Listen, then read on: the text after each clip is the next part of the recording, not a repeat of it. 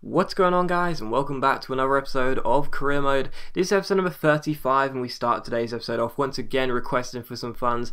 I'm just saying to the board, just give us anything, any kind of money whatsoever. I'll take 50p at the moment, but yeah, they just don't seem to want to budge. But anyway, Kelvin also accepts the contract, and I'm really happy with that. So Kelvin comes in for £2 million, 40 grand on a wage budget, a lot of money, I do know that, but still, £2 million, what a steal, what a bargain that could be.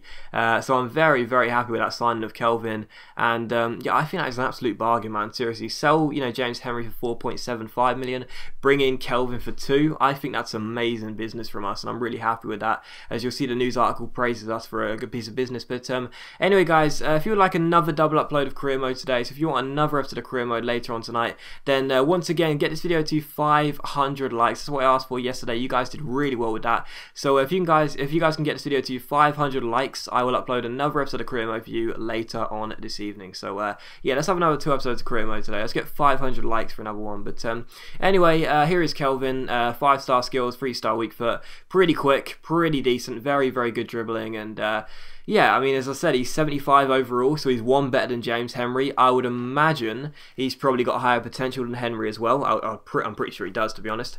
And yeah, that's quite a good deal, really, isn't it? So I'm happy with that. I think that's some great business. I know that James Henry, leaving is kind of sad, really, because I kind of wanted to keep James Henry here, but in order to get some money, in order to sign some new players, for next season, let alone this season, we had to sell a player on. And to be honest, I think Henry was probably realistically the only one we could sell on, where we could also improve other areas of the squad whilst replacing him with the money with someone better, if that makes sense. We can also replace the player we sell with someone better, like we have done. Kelvin is of course better than Henry, and we've also got a bit of money to buy some new players for next season, like we've done with Chavez and João Vitor. So yeah, that's good. I'm pretty happy with it. Again, maybe you guys aren't happy with the business I've done, but to be honest, I think we've done quite well there. So yeah, Kelvin comes in for 2 million, and he would also make his debut in this game against Colchester United here in the FA Cup, round of 32.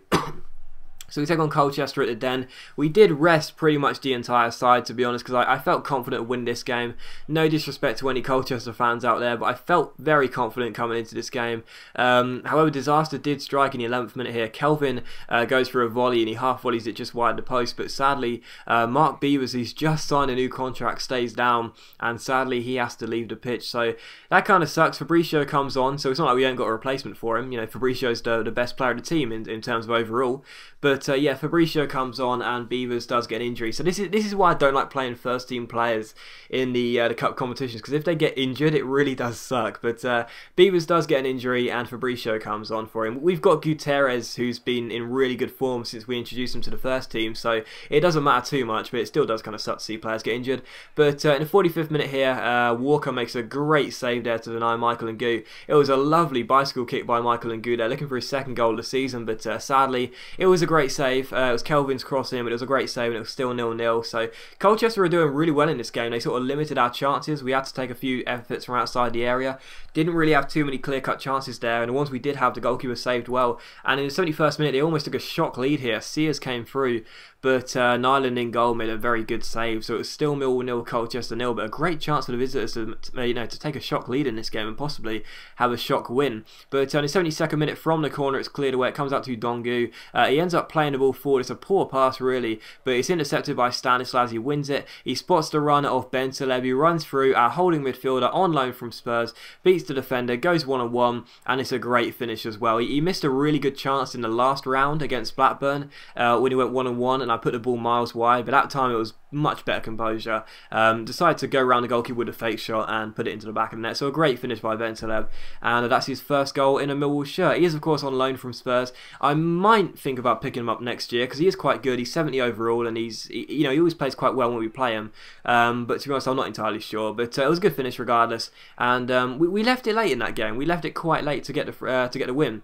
But we do progress to, I was about to say the 3 points there, but we do progress to the next round of the FA Cup, and that's great news for us. The draw's been pretty good for us so far. Blackburn away, and of course Colchester at home. Those are 2 games which you'd expect us to win, even with weaker sides. So the draw's been quite good for us so far. So hopefully we'll pick up another very decent tie in the next round. But anyway, it's now time for transfer deadline day. time for transfer deadline day. And to be honest, we've already done our business. We've signed Kelvin, we've picked up 2 South Americans for next season. The only thing I was thinking of here is signing some players on pre-contracts. I wanted Craig Dawson. I really wanted Craig Dawson because I really do rate him. Scott Dan was there as well. We couldn't sign either of those players because they're a bit too expensive for us. But Jack Hobbs, he's 6'3", and he's a decent centre-back. I like Jack Hobbs. I think he's a pretty decent centre-back. And to be honest, the reason I'm doing this, as you'll see in just a minute, because you're probably sitting there thinking, why sign Jack Hobbs? Like, no offence to Jack Hobbs, but he's probably only going to be like, 66, 67 overall. So why sign a player that clearly isn't really cut out for the Premiership when you're a club with high ambitions? But you'll see the reason being is because Paul Robinson is actually going to be retiring at the end of the season. Obviously, our long-term club captain is going to be retiring at the end of the season, and because of that, Jack Hobbs, like, he's probably going to be the same overall as Robinson with probably some, okay potential, like, maybe low 70s, but it'll do as a reserve centre-back. So, with Robinson leaving the club, we're replacing with someone on the exact same wages. Robinson's getting paid £6 a week. We're going to be paying Hobbs £6 a week. And, Robinson's going to be retiring, and, he doesn't complain that he doesn't get any games. So, it's kind of just like a like-for-like swap. Do you know what I mean? We'll sign Hobbs. He'll probably be like 68, 69 overall with like 71, 72 potential. He'll sit in the reserves. He won't complain he doesn't get games. He's English, and yeah, it's just a like-for-like swap, really. So Hobbs will be coming in next season. I mean, I did want Craig Dawson. I really did want him. Maybe next season we'll try and pick him up on a transfer. But even so, Hobbs as a reserve centre-back, I think he'll be okay. But anyway, transfer deadline day is here, and we decided to end it because, quite frankly, like, I couldn't really work with anything else. We'd already done the business we needed to do, and we picked up the players we wanted, and yeah, like, it's done now. Transfer deadline day is over. We can stay with the squad we've got for the end of the season, and then we can start to improve it next season. So it's all good. We'll have 3 players coming in next year, and yeah, it's been an okay transfer window. And also the big deals were Lewandowski to Chelsea for £31.5 million, Neuer to Real Madrid for £18.5 million, and Jackson Martinez went to Newcastle for £11 million. So other than Lewandowski and Neuer, not really the most exciting of transfer windows. There were a few big deals. Forster came down from Celtic to Palace for £2.2 million. TC from Cardiff, I can't say his name, I can't do the pronunciation. Went from Cardiff to QPR for £7 million, so that was quite an expensive transfer. But yeah, like, we didn't really sign, we only signed like Kelvin as a big signing. But to be honest, we did what we needed to do. We got some money to sign Beavers on a new contract. We replaced James Henry with a better player. And we've also got a couple of players coming in next year who will most likely be squad players, but they'll be okay. So yeah, I think we've done quite well this transfer window. It's really interesting. Like, I've never really had a season where I haven't really had any money to work with, and we've had to adjust the budgets ourselves. We can't just, buy the financial take. Well, we can, obviously, but I'm not going to. We're not going to just buy the financial takeover and sign whatever player I want. This season's been really weird. We just had to pick up players that I'm not really too familiar with, in players such as, like I say, Eden Nilsson and Fabricio who came in, and obviously, Ojo I have used before, but I've never used Dongu before. But to be honest, it was kind of a nice challenge this season in terms of the budget, because usually you get given a big budget, you can sign the players you want and then look to do the exact same thing next year. But this time it was a real challenge for me, and with the 2 transfer windows with limited resources, I think we've done quite well with the business we've done. So far that's the squad we've got so far, the squad report, and here is the league table. We're currently sitting 13th place with 28 points, 8 points clear of the drop zone with 15 games to go, so doing quite well at the moment. Very happy with the season as things stand, and this to end the season off with. If we stayed in 13th, I'd be absolutely delighted. And you can see Arsenal are actually below us in the table. What on earth is that about?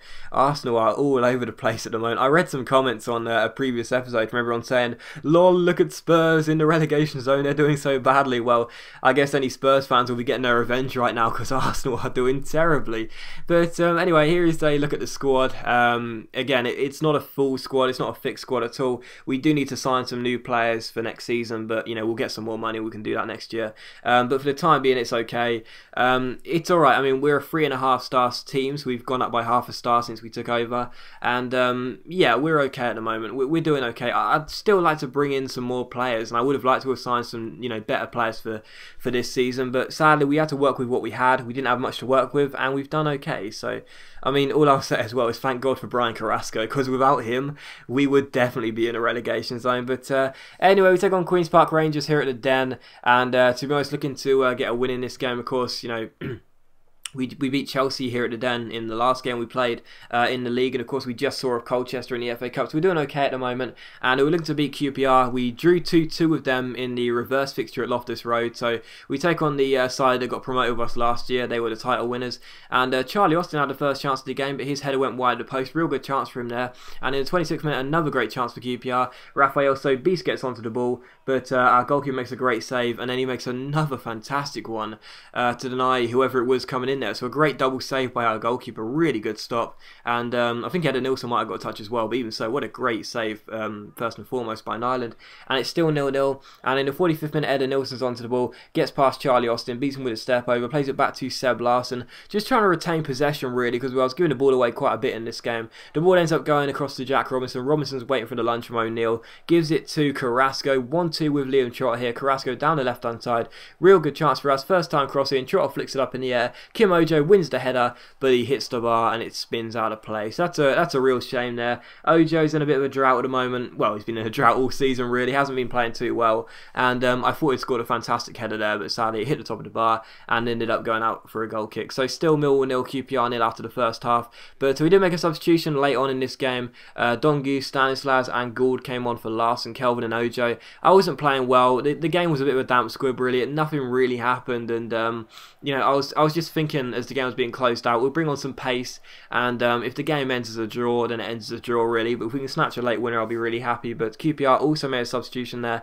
so it's still Millwall 0, QPR 0, but we had a free kick here in injury time. I brought Nyland forward to take it. I just thought I'd swing it in there with my goalkeeper, see what he can do. Swings in the free kick, it's headed up in the air, and it's a great chance for QPR on the counter-attacks. It comes to Austin, he finds Rafael Sobis. Nyland's out of his goal, but Sobis doesn't react quick enough. Frimpong makes the challenge, gives it to Jack Robinson, our left back, who goes down the left hand side, crosses the ball in. It's a wonderful ball, and Dongu gets his head to it and puts it into the back of the net. So with one of his first touches since coming off the bench, Dongu gets to the cross from Jack Robinson and heads it into the back of the net.